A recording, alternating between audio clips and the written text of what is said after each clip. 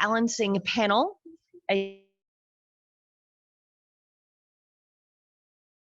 People in the room and also people on the internet. Hi, internet people. So I will do my best to balance that conversation. And if people in the audience can tell us if something comes up on the chat, because it is very difficult to see from the table. Yeah, that's part of why I'm sitting all the way at the end, because I saw that Vince couldn't see it at all from, he was sitting where you were sitting. So. Yes. Yep. Hi, Brian. Hi, Brian. So the topic of this panel is a little bit of best practices for accessibility, a little bit of what we've seen work and not work, and a little bit of how reasonable is reasonable. And so what I'd like to do is start by having the panelists introduce themselves and talk a little bit about, you know, what their experiences have been with this, whether it's as someone who just runs into them or someone who's been running the division or someone who needs them, or, you know. Yeah, you go first because you're sitting to my right. Hi, I'm NChanter. I also respond to Kris. I use they, them pronouns. I have never run or worked for accessibility services at a convention, but I often think about the different ways in which accessibility interacts with the departments and divisions I do run. My most recent experiences are with running program, both helping run program, being part of the program team, whatever, for the Dublin World Con, and also doing that for 5 years for Regia. During that same 5 years, I was also chair of the convention, and prior to that, I did a bunch of stuff with facilities and registration, which are all areas that needs to consider accessibility, because all areas need to consider accessibility when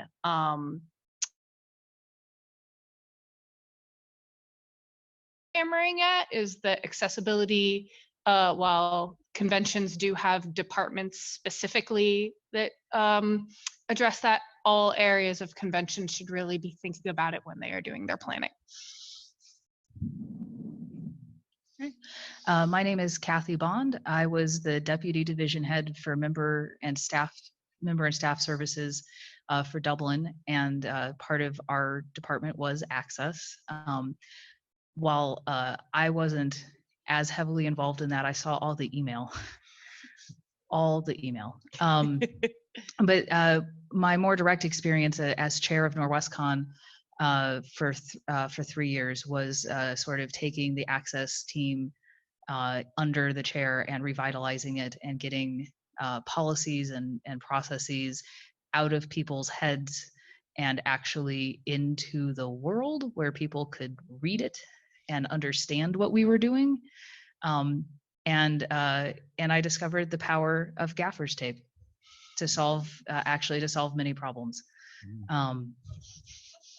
It is actually really amazing to me how much just putting tape on the floor makes people realize that they shouldn't put things there. What is this magic? What is the magic power of this tape? I do not know, but. My name is Jean-Louis Trudel. My last time I worked on a WorldCon was in 2009 on programming, so I feel like repeating what NChanter said about never having worked on accessibility. On the other hand, as the chair of the French-Canadian science fiction convention Boreal, and having sometimes chaired or mastered various ways about 25 of those conventions, including, and that usually included basically reserving facilities, hotel contracts, dealing with the guests and their needs. Some I do have some familiarity, but since it was a very small con, rarely around 200 people, the problems of accessibility were kind of relatively rare. So I may play the role of the person who is here to learn rather than enunciate any lessons. Okay. So what I wanted to start off with was how do we think we're doing? What is the state of the state around accessibility? I know that there have been a lot of conversations about it recently, and there's been grumbling on all sides. And And I think that it might be useful to just get a quick sense of, how people think we're doing. Personally, I think we're doing mostly okay, right? We're never going to be perfect, but we're doing mostly okay, at least thinking about mobility issues, whether that thought is resulting in useful accommodations or not. I think we're at least thinking about it, but I think there are spectra of disability that as a community we're maybe not thinking about so much. Things like visual impairments or hearing impairment. I know CART has recently become a thing at Worldcon, and it's very expensive, so it's unlikely to become a thing other places. But are there cheap and easy things that we could be doing that we're not doing just because nobody ever sat down and said, hey, if we're going to have a quiet room, maybe we could take an hour out of it every 6 hours or so and make it a lactation room instead, right? Are there simple things that we all run into that we just never thought about?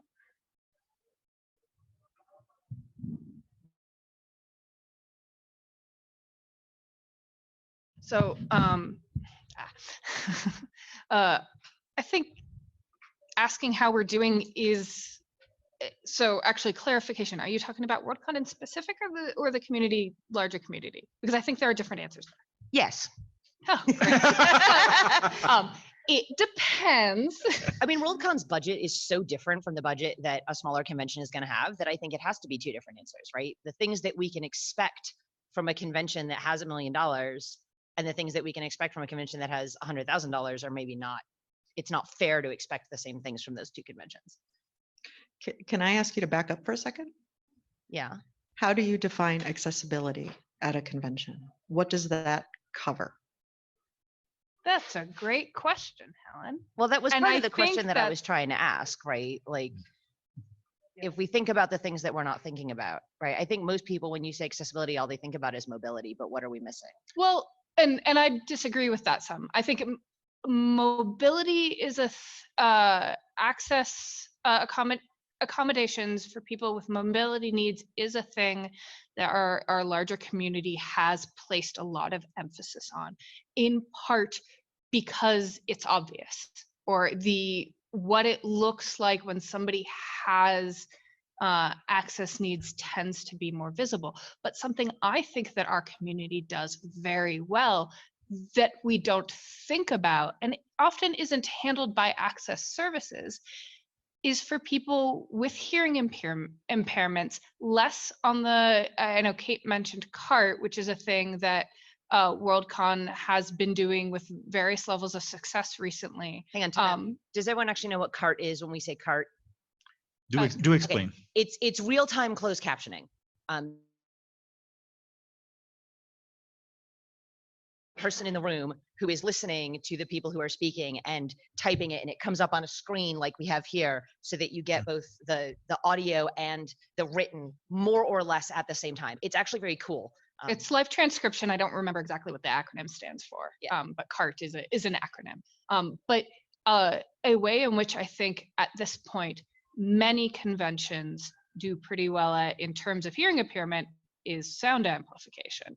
It has not everybody, but the conventions I tend to go to, and certainly Worldcon, you get, it is not a question, or I have not encountered it as being a question on whether or not there are going to be microphones in the panel rooms at this point. And I'm not sure, I mean, I'm pretty sure that wasn't true 10 years ago. Maybe not. I haven't been around in the Worldcon.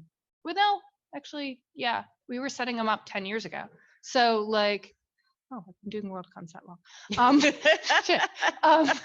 But like, that is a thing, and it is a thing we don't think about that we do, and it is an accessibility issue. I think we have gotten better over the years of making sure that there is, say, an audience mic in panel rooms than we were when I was first going to cons. Either a wireless pass around mic or a standing mic for people to go up to, which again, one of those has different accessibility issues than the other, and they both have some, it'll work better for some people than other on both of those. A wireless pass mic is not necessarily superior. I know of some people who assume it is for accessibility needs, and it is for people who have trouble with standing and walking, but they're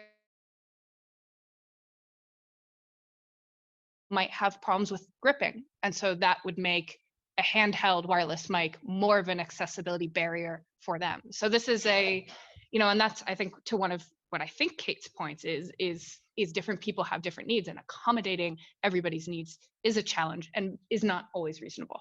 And that there's a reason that the standards are reasonable accommodation, not perfect accommodation.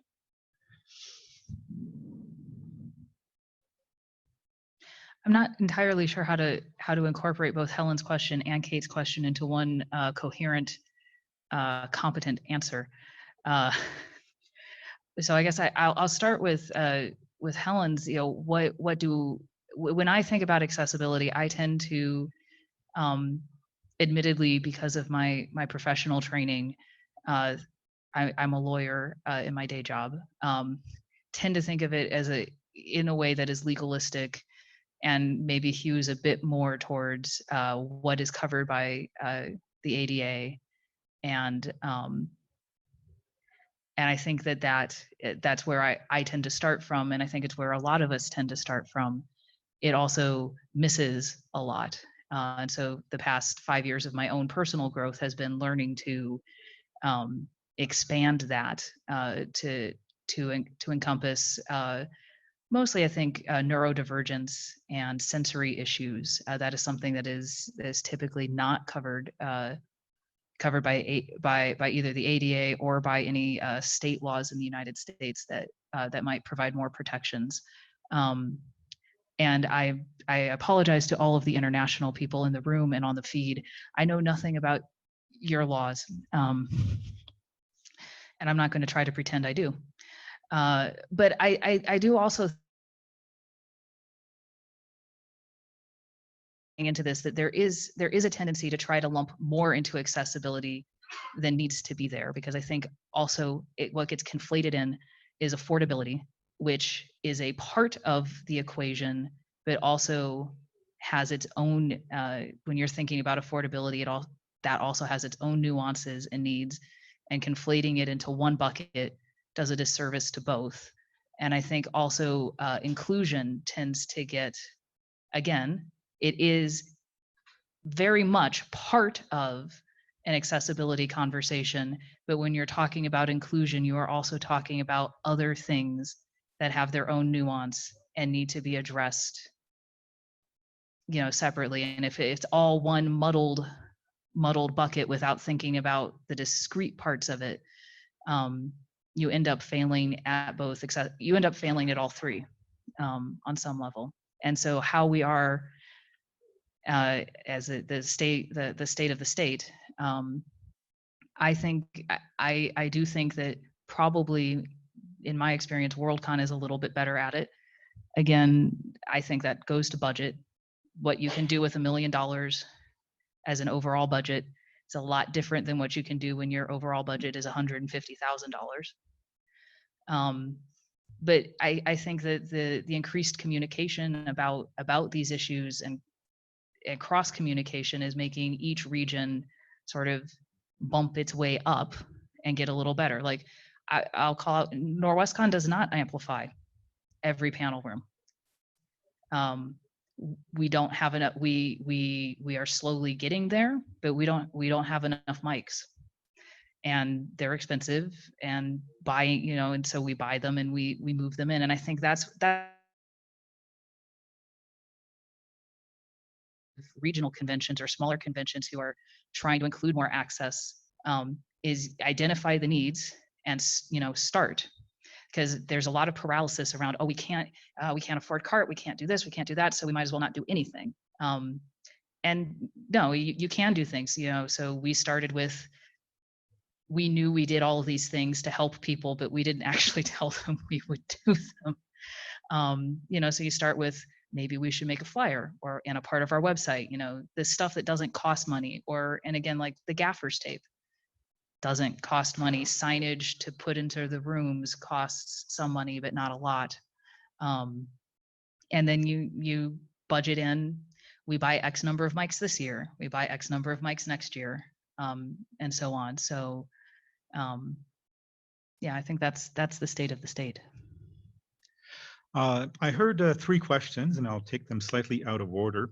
As for what is accessibility, I'll kind of offer a general philosophy that, without reference to any legal text of law, but perhaps what I'd understand by it is the ideal of offering everybody the same level of access so that the experience of attending the con is as equally enjoyable for all as possible. So that would be kind of my overarching statement, and it may cover a lot of ground, but I think that perhaps is something that we should aim for.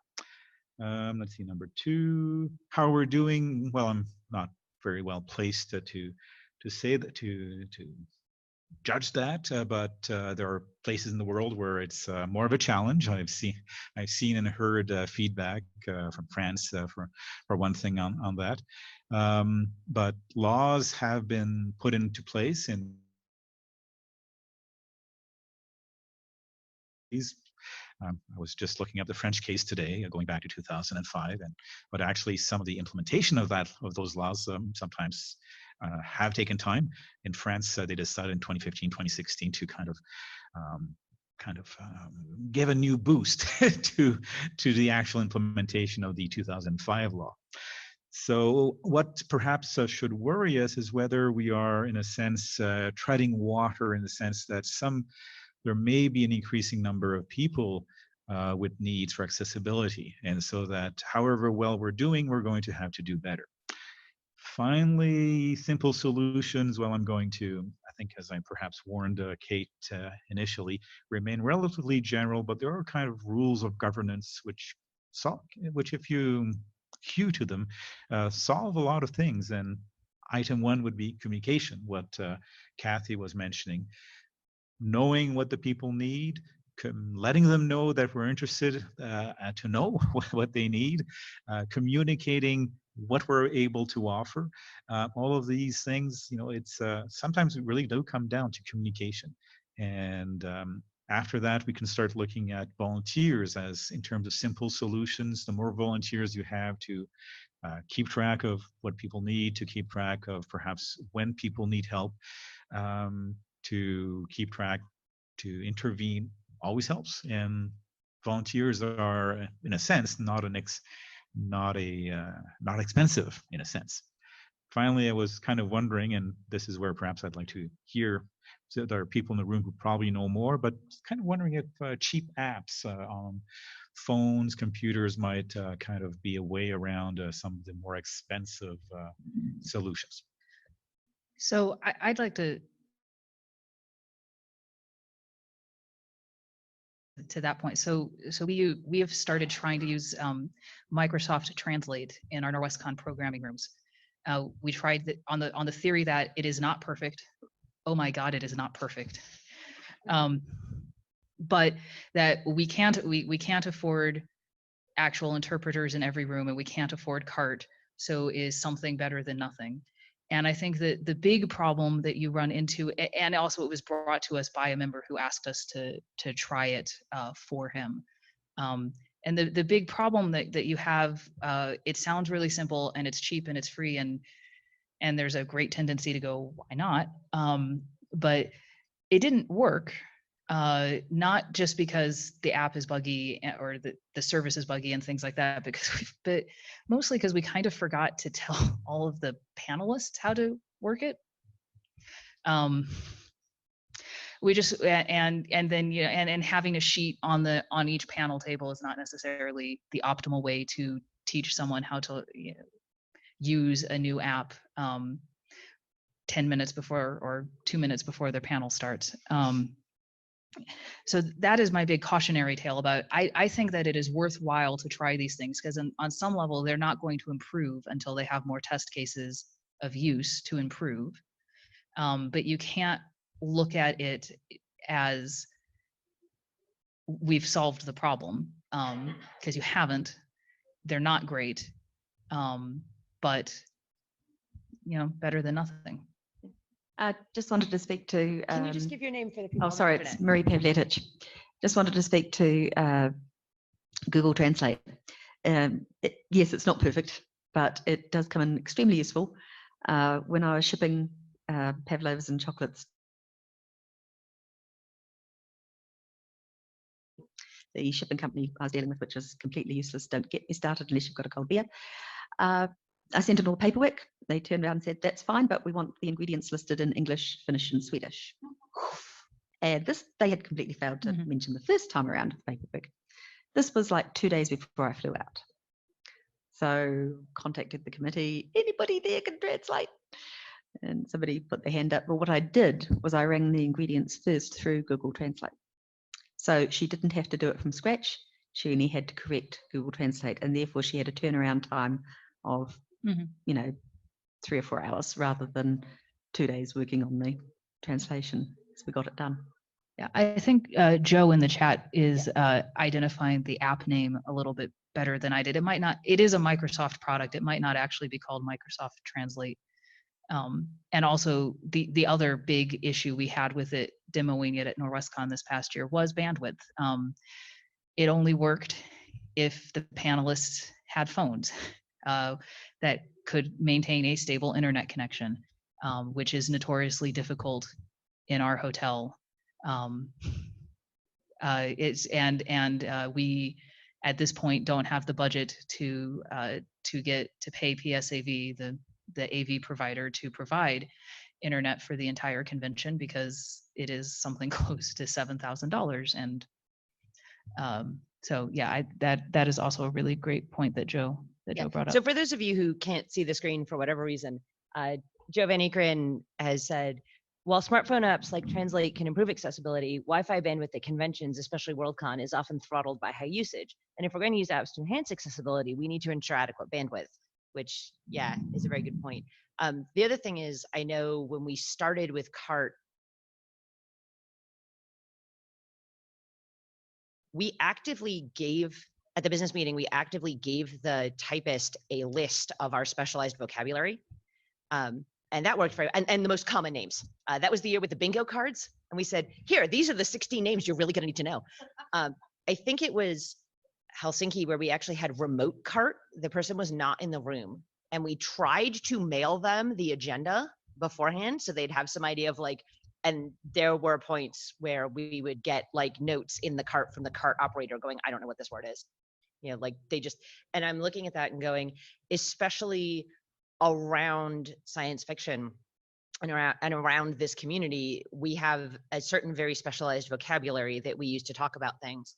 And so I'm concerned about the ability of any app where you can't input that vocabulary as being able to keep up with the conversation in a way where it actually does help accessibility. Like, it's not useful if it takes it 10 minutes to transcribe, right? It has to be more or less real time to be something that enables people to be part of the conversation rather than being a post hoc record of the conversation that was had, which is also useful in its own way, but it's a very different kind of thing.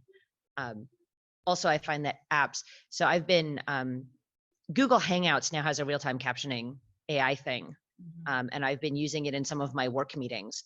And even with the 5 of us who all have fairly similar accents and fairly similar timbres to our voices, it is periodically just giving up and giving us gobbledygook.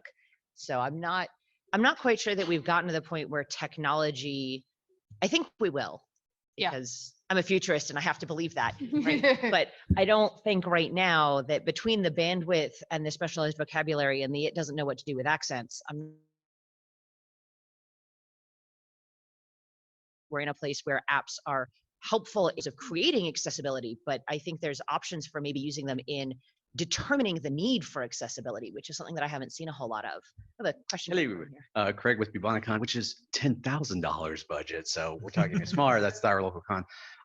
We were kind of interested in the physical aspect of that. So is that every panelist has to have a phone and then each person's receiving everybody's dialogue? I'm not sure how that works. If you could So explain that. at least one panelist has to have a phone.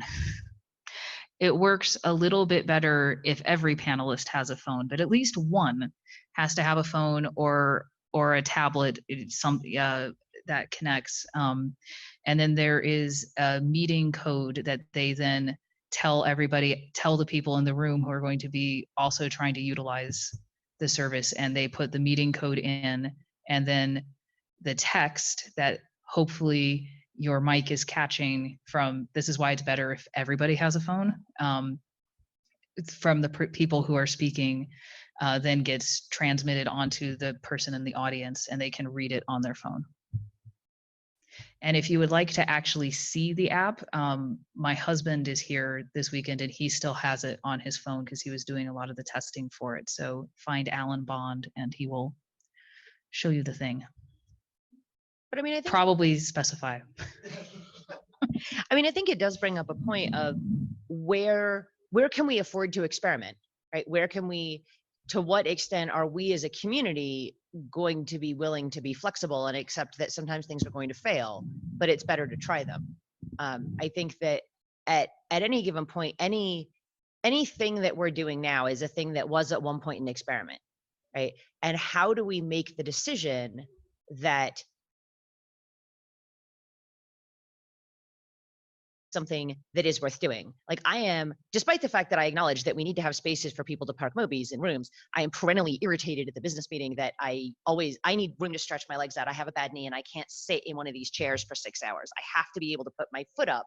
So I sit in front of behind the mobi spot in the hopes that I'll be able to put a chair there. And I always wind up with a mobi parked like 2 inches off my knees. You know, so there's this competing thing of like, everything was at one point an experiment and nothing's going to work for everybody.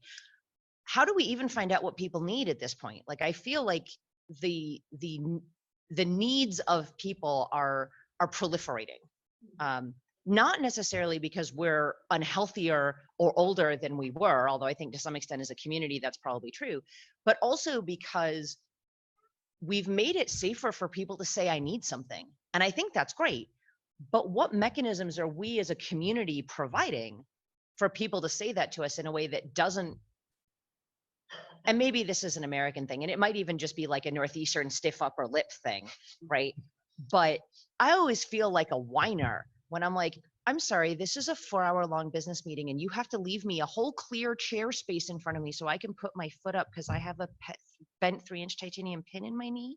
And it makes me sad sometimes, even though I know you totally saw me out on the dance floor yesterday, and that's because I was on the good drugs then, right? Like, it's a weird balancing act. So I'm wondering if anyone's had success like gathering that information in a way that doesn't make people feel weird. Also, I see we have a question from Brian. Speaking of apps, what does the panel think of using things like Slido to handle Q&A to make things more accessible? I don't know what Slido is, Brian.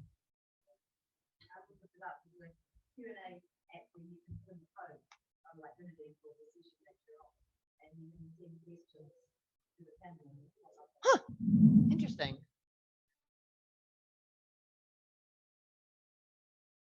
I've never used that. It's an interesting idea. So I wanted to, I have thoughts. I apparently have more opinions than I thought on this particular topic. And I think in terms of like getting information about what needs to, that are out there to accommodate is a balancing act between the people running the team, doing the research, and then also not leaning too heavily on already marginalized people to do your work for you. So I see it when I was the doing this for Norwestcon, I saw it as very important for me to actually spend some time, and it was annoying and frustrating spinning my wheels doing research online, looking up like, what haven't I thought about? And for anybody who's started a research project, not really knowing what you're doing, it is a very frustrating. I mean, eventually you get someplace in the end, but it takes you a while. And when you get to the end, you realize, oh my God, there's so many dead ends I could have avoided.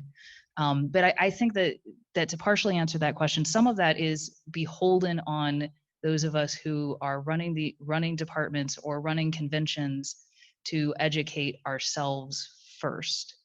The rest of it, I think, is a balancing act between, yes, you do need to solicit the direct information from your attendees and members, and do it in a way that is cognizant that that doesn't put a pressure on them to disclose information they do not want to disclose or feel like they have to disclose it in order to to get anything.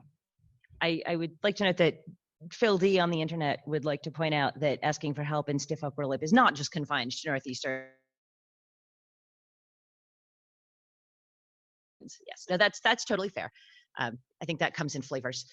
So, no, it's true. We shouldn't ask people to have to self-identify, but I'm wondering if we wouldn't be. I think that the people who need the accommodation are the people who know best what accommodation they need. And I'm wondering, I can turn myself inside out and into knots trying to figure out what someone who's hearing impaired actually needs in terms of accommodation, or I can go find someone like Lenore, who's a very serious business meeting fan who is hearing impaired, and say, hey, Lenore, what helps?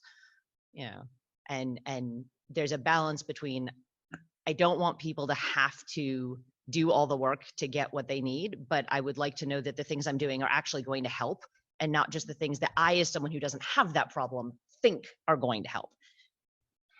Something that helped our event. I'm Eric from Cleveland. Something that helped our event. There was a local nonprofit that, excuse me, that specializes in accessibility issues, and one of their people just came to our site, and it was a woman that used a Mobi, but in general, she was very knowledgeable about sensory issues and other things, and was able to give us a lot of advice. And she mentioned that a lot of communities have an organization like hers, and they are willing to do that for facilities for little or no money. Do you remember what it was called, to give people a place to start? I'll try to look it up. I'll try to find it. Yeah, one of the things that I know that my local community college has is they have an ASL translator certification program. And one of the things that you have to do to graduate is you have to do so many hours of community service translation. So I've been recommending people, if they want to think about getting an ASL translator in, maybe see if there's a program like that that's local to you, where you can get, CART students, right? Those people have to get training somewhere, or ASL students to come in and do it. Because I think a 90% solution is better than a 0% solution. But again, that's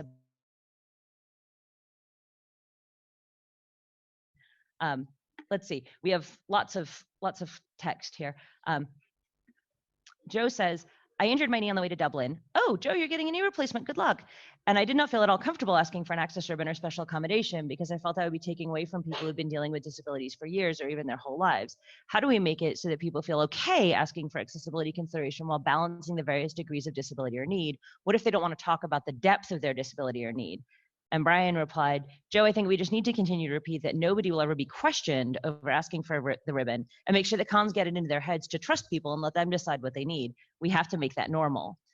Phil says, what Brian said, there has to be a culture where this is normal, and it needs to be built into all our conventions right from the start. And I think that goes to what NChanter was saying, which is that it's one thing to have an accessibility department, but it can't just be bolted on at the end. Right? You have to start. So one of the questions that I wanted to ask people in the room who are con runners, how many of you have put your websites through a screen reader? How many people who run conventions have put their website through a screen reader to make sure that it's accessible? So a screen reader is no, never mind. You do it. Okay. A screen reader is a thing that reads people websites or other text from the computer.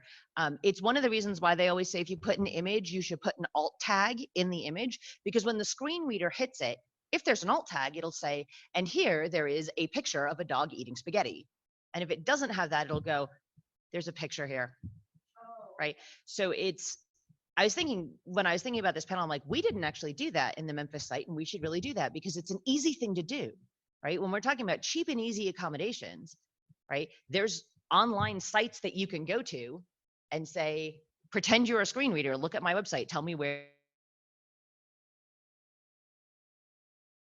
understand what's going on, right? How do you, one of the things that I did at work was we were setting up a visual, and I said, take it to grayscale. And it turned out that like half the screen was completely illegible if you were colorblind, because so many of the things that we were doing were dependent on color. There's a group, and speaking to Brian's point, I know that for gaming conventions, there's a group that meets at GDC that's called Accessibility for Gamers. And one of the things that they talk about a lot is don't make critical information dependent on color, only on color, right? If you have a thing where it's the red thing will kill you and the green thing will heal you, make one of them square and one of them round, right? So that people who are red, green colorblind will be able to see it. They talk about how to control what kinds of volume controls you need to put in, so that it'll work with the various different kinds of things. And I was thinking, like, to what extent are we not leveraging other community groups that could be helping us?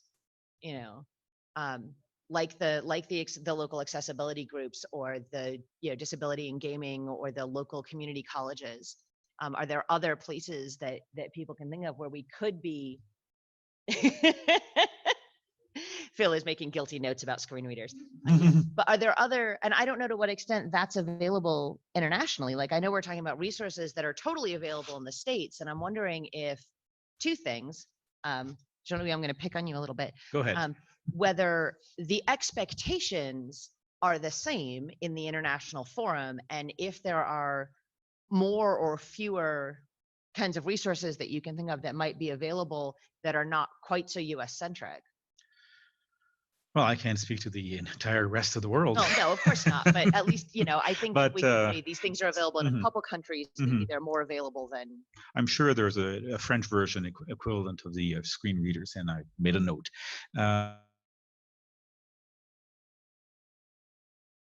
Other things that I think it's still relatively new, let's say in the French-speaking world, I know a bit. It's the openness is there, and it's still exploratory to kind of find indeed the best solutions. There's still a work to be done. So I'm not necessarily coming up with specific ideas at this point, but I'm making notes. Okay.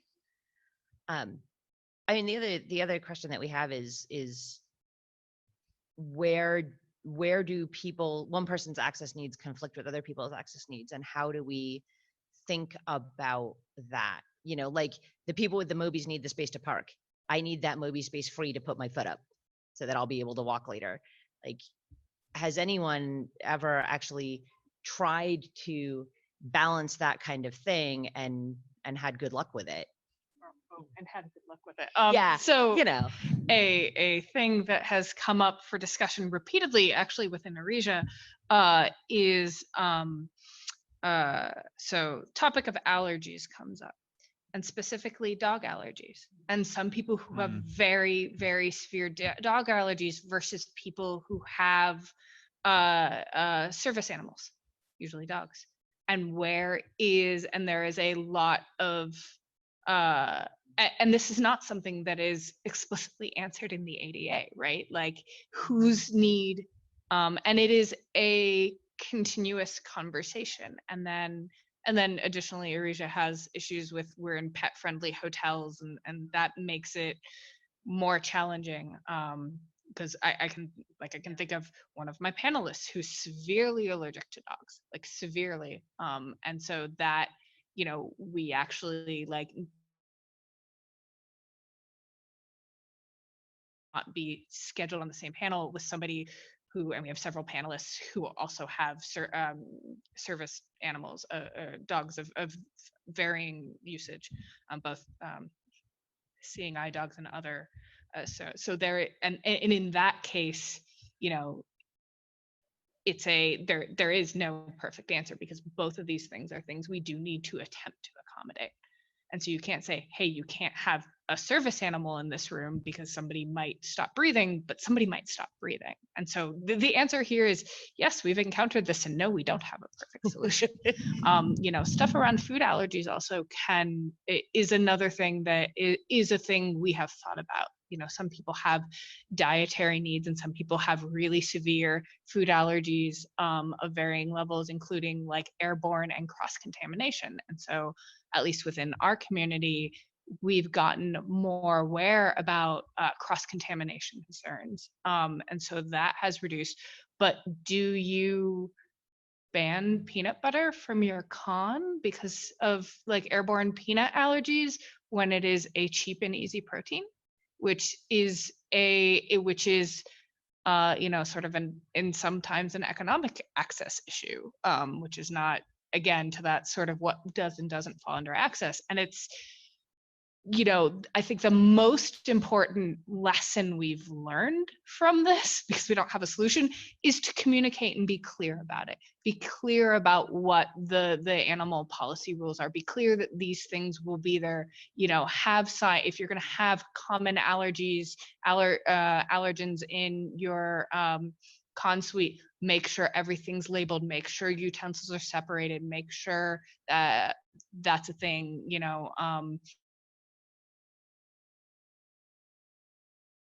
Or staff den or green room or whatever food service area, that they're over to the side and they don't come into contact or try to mitigate with the other stuff, and make sure people know that if they're all prepared in the same area, that even your cheese cubes are prepared over, stored back where the bread is, so that people with celiac don't go for the cheese cubes. And at least be aware. Another thing that you can do, again, on the dietary restriction stuff, is if you're not going to be able to provide options, is have in your restaurant guides and food guides, even as like Archon is depreciating them, still make sure you have some listed of these places we know are very friendly to allergies or cross-contamination issues, or here's the gluten-free bakery down the street, or whatever, to accommodate people, and that is an area where the community hasn't necessarily focused as much, but maybe is starting to be more aware and expanded on more. Yeah, and I would echo. I think the only answer to this question of balancing needs is communication, and I think there is a tendency sometimes to resist giving people answers because either you feel defensive about the answer you have to give, or you feel disappointed that you can't give more services. And really, I think most people would prefer to have the information so that they can make an informed choice. And they might also, and honestly, they might also be disappointed in your answer if they are severely allergic to dogs and you are in a pet-friendly hotel. Like Norwestcon is as well. That is disappointing answer to give someone, but it is knowledge that they need to be able to make an informed decision for themselves. So I think ultimately that is really the only answer to that balancing of needs, is you have to be willing to tell people. I'm actually going to back up and address Kate's earlier question about accessibility on the international scene, if I may kind of summarize the question that way, because there is one aspect of accessibility that is indeed a major challenge for, let us say, international conventions, that is not necessarily tied with needs, the needs of people who, let us say, have challenges in daily life, but is really tied to the current nature of the science fiction world. And that would be linguistic accessibility. The idea that if you, for instance, if we have an English-speaking guest in a French-speaking convention, and the question is, how are we going to kind of give the attendees of that convention the benefits of having an English-speaking guest? And now they're the gold standard of accessibility in that kind of situation would be kind of simultaneous translation for everybody. But that is, of course, very expensive. So there are various other solutions, and this is something that I've seen in France and something that we've been doing in Canada for, I don't know, since the 80s. And I wasn't there before the 80s, so I can't really speak to that. But various solutions for having actual people on the panel offering either simultaneous translation that basically involves whispering in the ear of the English-speaking guest to tell them what the persons are saying in another language, which there are only two languages involved in that room, and having that same person, ideally, so could be another one, to advance people to the table. So you get into questions of cost and other challenges. Having the same person translating the other way from after the English-speaking guest has spoken, and then you have somebody who's going to translate that from memory into the language of the room. In Quebec, we've actually, one thing we've had also is in more recent years, the situation where a majority of the room is able to understand English, so that from time to time, there can be pressure on the only person, sometimes yes, the only person in the room who doesn't understand English, and to kind of say, well, because sometimes we will ask at the outset of a panel whether we need to do this ex post facto translation. And the single or one or two people in the room who don't understand English may feel very pressured to kind of give way. In other things we've kind of used to kind of get around the simultaneous translation is, for instance, if an English-speaking guest of honor is giving a guest of honor speech, ask the person, whether it's Ted Chiang, John Crowley, to provide the speech in advance, and then somebody will translate that pro bono, and will offer printed versions of that speech into the language of the majority of the room. So this is not necessarily what you're thinking of when you're talking about accessibility, but this is actually something that international conventions will spend a fair effort on, because of the nature of the science fiction world currently. So that is perhaps one of my best contribution to the panel, perhaps. No, that's a good point. I mean, it goes back to what are we not thinking? We could be thinking about. And I wasn't even thinking about it myself. So the other thing that I wanted to ask people, because I've noticed it in this hotel, so I admit that this is partially like things that irk me. This hotel, the bathrooms are extremely strongly scented. And I was wondering what people thought about asking the venues, the hotels and the convention centers to swap out for unscented products, or to take that sort of thing out of their public spaces to make the spaces more accessible to people who get headaches when they have to run into that kind of thing. Arisia does it. Arisia talks to our hotels, so like a lot of hotel, for those of you that aren't facilities geeks, a lot of hotels pump scents in, subtle scents usually, in through their air system, and we talk to ours and ask them to stop preferably in the days leading up to. Sometimes they can't because of the nature of the other groups in there. Arisia had to switch hotels last minute last year, and so because of that, we're in a new hotel, and now we're going to be back in our previous one. Long story. And so the scenting, because of the way the different new hotel was built, the scent situation was a lot worse. So even though they stopped it the day before, it was still a lingering issue where that wouldn't have been true in our normal facility. But we do actually ask, and they turn off the scented air sprays in the bathrooms, and they swap out their cleaning supplies in the common areas, and then swap out for unscented cleaning products in the guest rooms upon request. And we provide them a list of the people who, we have a whole thing for that. So yeah, that is a thing reasonable to ask for, because I've seen it work. And for some people, but there were a few people in the facility we're in last year that even though the hotel did that, it wasn't enough, in part because of the scents they had been using was stronger than the scents the other property had been using. And the physical nature of it, the lobby was not like 30 feet high, so it didn't have as much space to diffuse. I'm going to read Joe's comment and then take your question. So Giovanni Kern from the internet points out that I am deeply sensitive to heavy perfumes, and this is something that is a huge problem at conventions. And I know I've heard that from other people as well. Question from the room. Yes, my name's Jonathan Yao. I work for Castle Point Anime Convention. And to go back on what you're talking about earlier on translators, we actually have 1 or 2 translators on staff.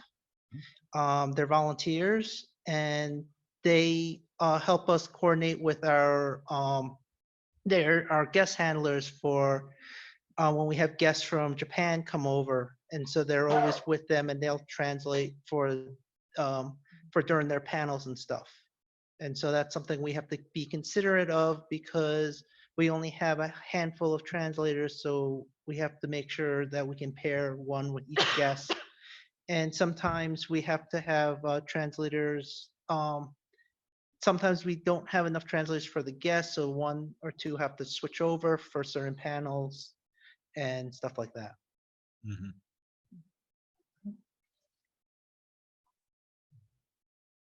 I think on the sense issue, it is also, I agree with NChanter, always definitely ask, depending on your hotel management, asking goes, one can go, we were not successful when we asked. We could not convince the general manager of our hotel that this was a real thing and a real issue. That being said, also we're in an older building. They can't do that type of scent pumping. So it really was just about, could you please make the soaps in the bathrooms better?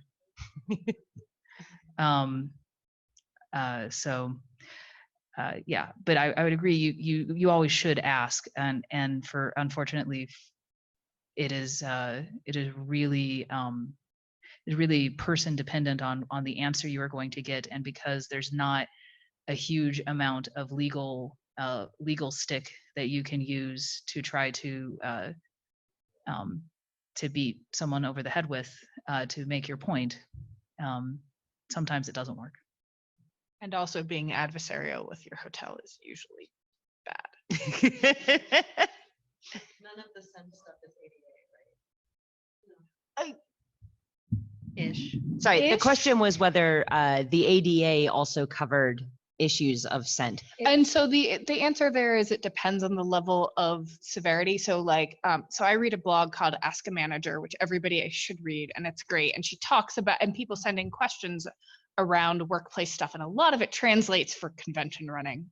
And yeah, and so you'll occasionally read posts that talks about how some people do have in get workplace accommodations around scent stuff, and why often officers will have like don't wear perfume policies and stuff because somebody is getting a level of accommodation. But again, the ADA has the whole there's the whole reasonable accommodation standard, right? You can ban perfumes from your office, but you can't make it so that to use unscented laundry detergent, right? And that's sort of where, so whether or not sense is an ADA issue everything, most things around the ADA depends, except when it comes to building codes, is my understanding. Yeah, and I would say ish, particularly for our situations, because there's a whole level of law that protects reasonable accommodations in the employment context, which is how many of these are handled in terms of getting accommodations around perfumes or something like that in the office that do not apply in our context because we do not employ people. So that is some of it, and I believe chemical sensitivities are part of one of the amendments to the one of the 2000 amendments to the ADA. So it's in there, sort of. Again, chemical sensitivities are you can make a very compelling argument that would encompass perfumes or scents or things like that, but I don't believe there is any case law that has made that argument have enforcement teeth. We are actually 5 minutes over time, which I had not noticed. So I hope I have not made anyone late for dinner plans. So last call for comments from the panel. No. Last call for comments from the room. Nope. Thank you. So yeah, thank you people on the internet. Thank you for participating. Thank you people in the room. Thank you people on the panel. Yep. And I hope you all have a lovely rest of your SMOFCon. I will warn you that the mics in this room stay live until someone comes and shuts them off. So do not say snarky things about the nice internet people. Thank you, moderator. Thank you.